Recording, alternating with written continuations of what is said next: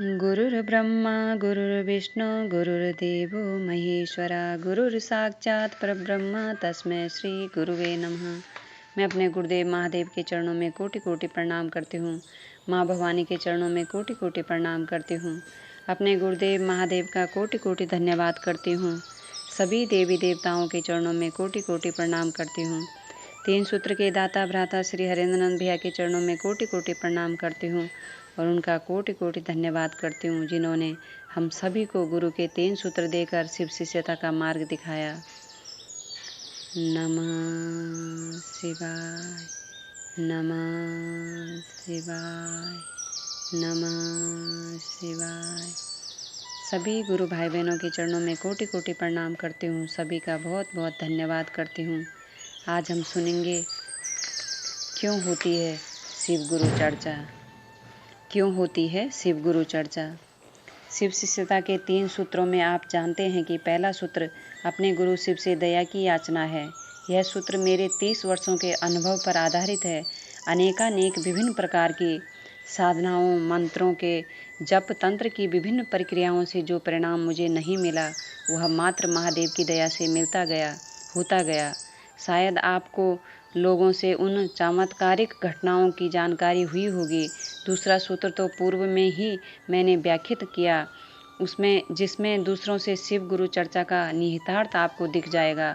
तीसरा सूत्र की नमः शिवाय से अपने गुरु शिव को प्रणाम करना चाहिए। यह कैसे आया, इसकी कथा पूर्ण सत्य है किंतु अविश्वसनीय। घटना सन 1975 की है। उन दिनों मेरे पिता शिक्षक प्रशिक्षण महाविद्यालय तुर्की मुजफ्फरनगर के प्राचार्य थे।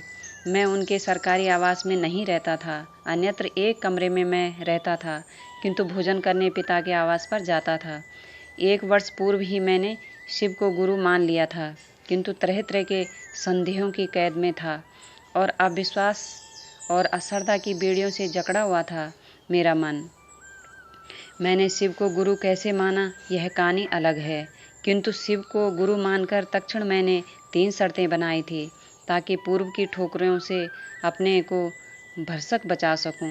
वह शर्तें शिव को संबोधित थी कि आप तस्वीरों में दिखने वाले शिव के स्वरूप में आएंगे तो मैं आपसे कुछ नहीं सीखूंगा। दूसरी शर्त थी कि आप यदि मानव रूप में मेरे सामने आएंगे तब पर भी आपसे कुछ नहीं सीखूंगा। और तीसरी शर्त थी, अब तक पूजा पाठ की दुनिया में जो कुछ भी किया है अब नहीं करूंगा। आपको मालूम है कि आदतें जल्दी जाती नहीं। द्वंद्व की स्थिति में मन एक वर्षों से बेचैन था।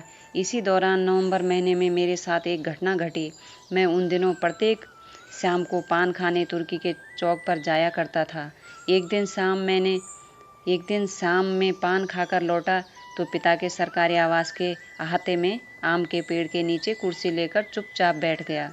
सामने कुछ दूरी पर हाजीपुर मुजफ्फरपुर मुख्य सड़क थी, जिस पर इक्का दुक्का लोग और गाड़ियां आ जा रही थी। गंगा नदी में किसी पुल के नहीं होने के कारण उस मार्ग पर यातायात कम था।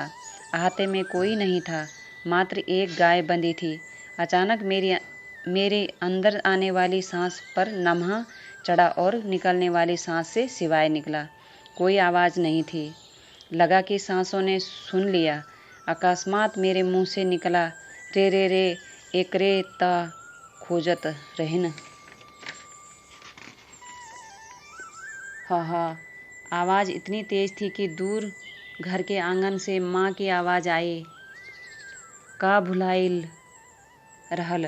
मैं अकबकाहट में उत्तर देने की स्थिति में नहीं था, किंतु मेरे रहने वाले कमरे की चाबी घास पर मेरे हाथ से गिर गई थी। दोबारा माँ ने फिर वही पूछा।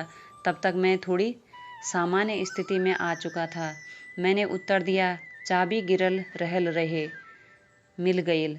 मैं घास पर गिरी चाबी स्वचालित विधि से उठा चुका था। मैं नहीं जानता था नमः शिवाय के बारे में, केवल ओम नमः शिवाय के बारे में सुना था। मेरी शर्तों के भीतर नमः शिवाय साबित आया था और फिर मैंने प्राप्त विधि से नमः शिवाय का जप करना शुरू किया। मैं कहना चाहता हूँ कि मुझको साबित प्राप्त मंत्र नमः शिवाय में किसी दृश्य जगत के प्राणी का कोई सहयोग नहीं है। और फिर दोहराना चाहूँगा कि शिव गुरु की चर्चा और शिव शिष्यता के 3 सूत्रों में मात्र अदृश्य जगत की भूमिका रही है और उनकी ही सहभागिता। हाँ, धीरे धीरे शिव के गुरु स्वरूप की व्याप्ति में सैकड़ों, हजारों, लाखों लोगों का साथ मिला है।